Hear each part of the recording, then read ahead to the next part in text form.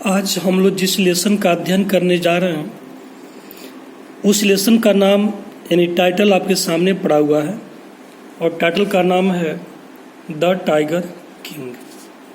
The tiger king. और ये शायद आपको पता होगा कि सेकंड लेसन है, सप्लीमेंट्री का सेकंड लेसन है। तो आइए हम देखते हैं। स्टोरी बहुत ही इंटरेस्टिंग स्टोरी है और देखा जाए तो बहुत ही रुचिकर लगेगी आपको ये अध्ययन करने में। कहानी एक राजा के बारे में है। बड़ी अजीब सी चीज़ है। अभी राजा के बारे में जब जानेंगे तो एक राजा को कितने नामों से पुकारा जाता है उसके शहर में, उसके राज्य में, अभी आपके सामने आएगा। तो चलिए कहानी की शुरुआत करते हैं। This story is going to be very interesting story. ये कहानी बड़ी मज़ेदार होने वाली है। तो देखेंगे। The Maharaja of Pratibandapuram. Pratibandapuram एक राज्य का नाम है और वहाँ के महाराजा की बात है। तो देखते हैं। प्रतिबंधपुरम के महाराज यानी राजा साहब इज़ द हीरो, नायक हैं ऑफ दिस स्टोरी, इस कहानी के। ये जो कहानी आप लोग पढ़ने जा रहे हैं उस कहानी का जो हीरो, जो नायक है, वो प्रतिबंधपुरम के महाराज साहब हैं, महाराजा जी हैं यानी राजा साहब। ही मे बी आइडेंटिफाइड, उनको परिचय दिया जा सकता है एज हिज हाइनेस, बड़े उच्च कोर्ट्स के क्या क्या नाम होगा, जमींदार जनरल। लोग उनको जमींदार जनरल के नाम से भी जानते हैं, किलेदार मेजर के नाम से भी जानते हैं। आप लोग बीच बीच में कॉमा देख लीजिएगा। सत्य व्याघ्र संहारी के नाम से भी जाना जाता है यानी जो बाघों को मारता हो। महाराज धनराज राजा विश्व भुवन सम्राट के नाम से भी, सर जिलानी जंग बहादुर के नाम से भी, MAD के नाम से भी, ACTC के नाम से भी और अथवा CRCK के नाम से भी। बट हिज नेम, लेकिन उनका नाम इज ऑफ्टन शॉर्टन्ड, हमेशा शॉर्ट काट में बोला जाता था, to the tiger king, tiger king के नाम से। बहुत ही अजीब नाम है। कई प्रकार के नाम यहाँ पे दिया गया है। आपने देखा भी, जमींदार जनरल के नाम से, किलेदार मेजर के नाम से, सत्य व्याघ्र संहारक के नाम से, महाराजा धन विश्व भुवन सम्राट के नाम से, सर जिलानी जंग बहादुर के नाम से, MAD के नाम से, ACTC के नाम से और CRCK के नाम से। और शॉर्ट काट में कुल मिला के कहा जाता था उनको टाइगर किंग के नाम से। फिर देखते हैं दूसरे लाइन में। I have come forward to tell you. I, ये जो आई नामक शब्द है ये किसी और के लिए नहीं बल्कि स्टोरी नरेटर यानी कहानी कहने वाला जो व्यक्ति है ये उसके लिए है। तो कहानी कहने वाला यानी कि स्टोरी नरेशन कर रहा है, आई हैव कम फॉरवर्ड, मैं यहाँ पर आया हूँ, टू टेल यू, आपको बताने, वाई, कि क्यों, ही केम टू बी नोन, वह जाना जाता है एज टाइगर किंग के नाम से। अब स्टोरी नरेटर आपको ये बताने जा रहा है कि वास्तव में ये जो राजा है वो टाइगर किंग के नाम से क्यों फेमस हुआ।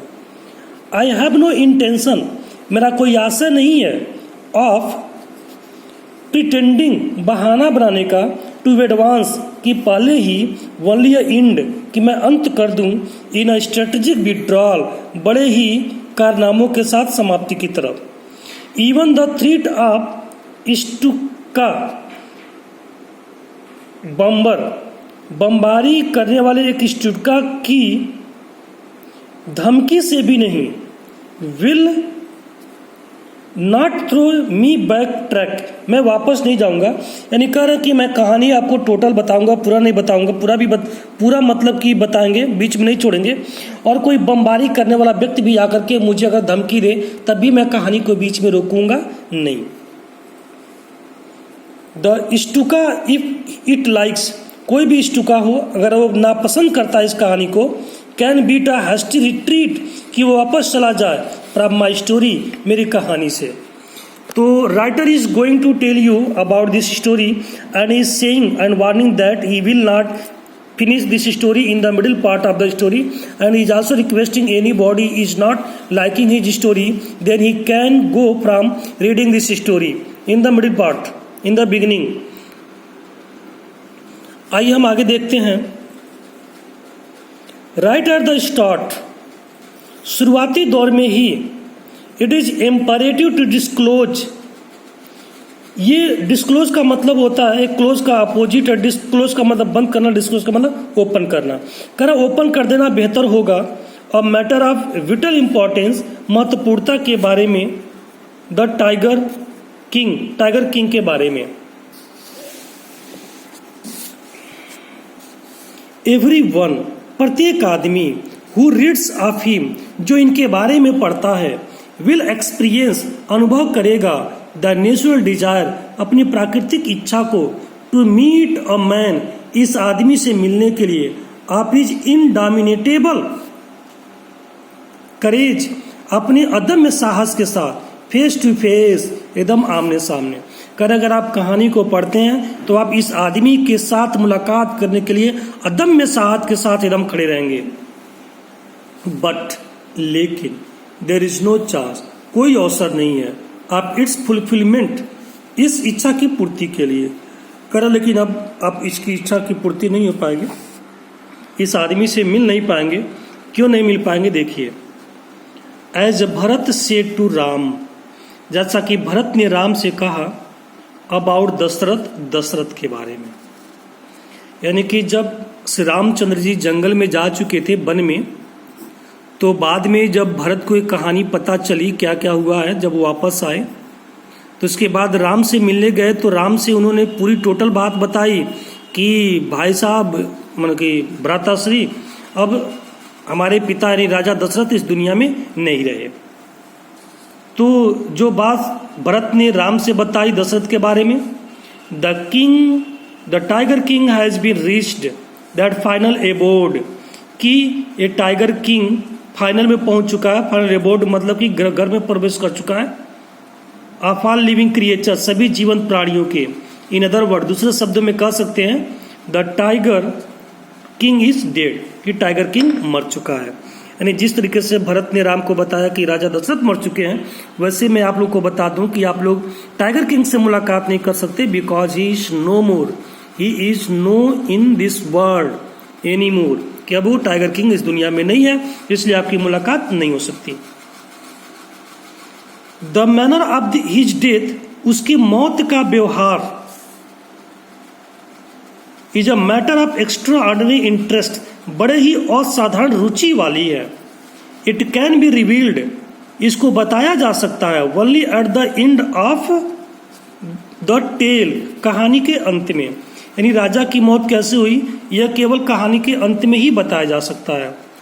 The most fantastic aspect of his demise, उसकी मौत की सबसे रुचिकर अंश, वॉज दैट, यह थी कि as soon as he was born, जैसे वो पैदा हुआ, एस्ट्रोलॉजर्स, ज्योतिषी आप लोग जानते होंगे, वो जो भविष्य के बारे में बताए, तो जैसे ही वो जन्म लिया तो वैसे ही ज्योतिषी हैड फोरटेल्ड, भविष्यवाणी कर दिए, दैट की वन डे, एक दिन, द टाइगर किंग, ये जो टाइगर किंग जन्म लिया है, would actually have to die, उसको भी मर जाना है. जैसे ही उसका जन्म हुआ तो उसके पिताजी राजा रहे ही होंगे, तो राजा साहब ने अब उसकी जन्म कुंडली बनवा करके दिखाई तो पता चला कि लोगों ने, ज्योतिषी साहब ने कहा कि जैसे सब लोग मरते वैसे ये भी मर जाएगा. वैसे मरना तो सबको इस दुनिया में. ये मौत ही एक ऐसी चीज है जो कभी किसी को आरक्षण नहीं देती. एवरीवन हैज टू डाई, सब लोगों को इस दुनिया में मरना है और मौत ही शाश्वत है. Death comes to all. The child, बच्चा, will grow up to become, जब बड़ा हो जाएगा तो बनेगा, द वॉरियर ऑफ वॉरियर्स, योद्धाओं का योद्धा बनेगा. हीरोज ऑफ हीरो, हीरो का भी हीरो बनेगा. चैंपियन ऑफ चैंपियन, वीरों का वीर बनेगा. बट लेकिन दे बिट देयर लिप्स, वे लोग अपने होठों को काटे. कौन लोग? ज्योतिषी लोग. ज्योतिषी लोग जब भविष्यवाणी कर रहे थे, उसके भविष्य के बारे में बता रहे थे, तो लोग अपने होठों को काटे एंड swallowed हार्ड, और बड़ी मुश्किल से कोई बात निगल पाए लोग। वेन तभी कंपेल टू कंटिन्यू, मजबूर हो गए लोग जारी करने के लिए। The astrologers came out with it, ज्योतिषी लोग इस निष्कर्ष पर पहुंचे, दिस इज अ सीक्रेट, यह रहस्य है, which should not be revealed at all, यह पूर्ण रूप से बताया नहीं जाना चाहिए। एंड और यट फिर भी वी आर फोर्स्ड, हम लोग मजबूर हैं, टू स्पीक आउट, बोलने के लिए। द चाइल्ड बॉर्न, बच्चा जन्म लिया है, अंडर दिस स्टार, इस नक्षत्र में। स्टार का मतलब सितारा भी होता है, नक्षत्र भी होता है। नक्षत्र मतलब ये ज्योतिष शास्त्र में नक्षत्र शब्द बोला जाता है। तो कह रहा बच्चा इस नक्षत्र में जन्म लिया है, will one day have to meet its date, इसको एक न एक दिन अपने मौत से मुलाकात तो करनी पड़ेगी। इन दैट वेरी मोमेंट, ठीक उसी क्षण, at that moment, very moment, ठीक उसी क्षण, अ मिरेकल टुक प्लेस, अचानक एक मिरेकल हुआ। मिरेकल का मतलब चमत्कार हुआ। एन एस्टोनिश फ्रेज, एक आश्चर्यजनक वाक्यांश, इमर्ज, निकली, फ्रॉम द लिप्स, होठों से, of the 10-day old Jilani जंग बहादुर, उस 10 दिन के उम्र के जिलानी जंग बहादुर लड़के के जीवा से वाक्य निकला। वाक्य क्या निकला? ओ वाइज प्रॉफिट्स, हे बुद्धिमान। प्रॉफिट्स का मतलब होता है प्रचारक, प्रचार करने वाले। यूँ समझ लीजिए, उर्दू शब्द में पैगंबर कहा जाता है। हे पैगंबरों, जैसे ही उस 10 दिन के बच्चे के जीवा से ये बात निकली कि हे बुद्धिमान पैगंबर लोगों, तभी एवरीवन, प्रत्येक आदमी, स्टूड, खड़ा रहा, ट्रांसफिक्ड, अचंभित होकर, इन स्टूपेक्शन, आश्चर्य के साथ, दे लुक्ड वाइडली, वे विस्तृत रूप से देखे, एट ईच अदर, एक दूसरे की तरफ, एंड ब्लिंक, पलक झपकते ही, ओ वाइज प्रॉफिट्स, हे बुद्धिमान पैगंबर, इट वाज आई, यह मैं हूँ, हु स्पोक, जो यह बात मैंने बोला है। अब बाकी आपको शेष मतलब पार्ट में मिलेगा।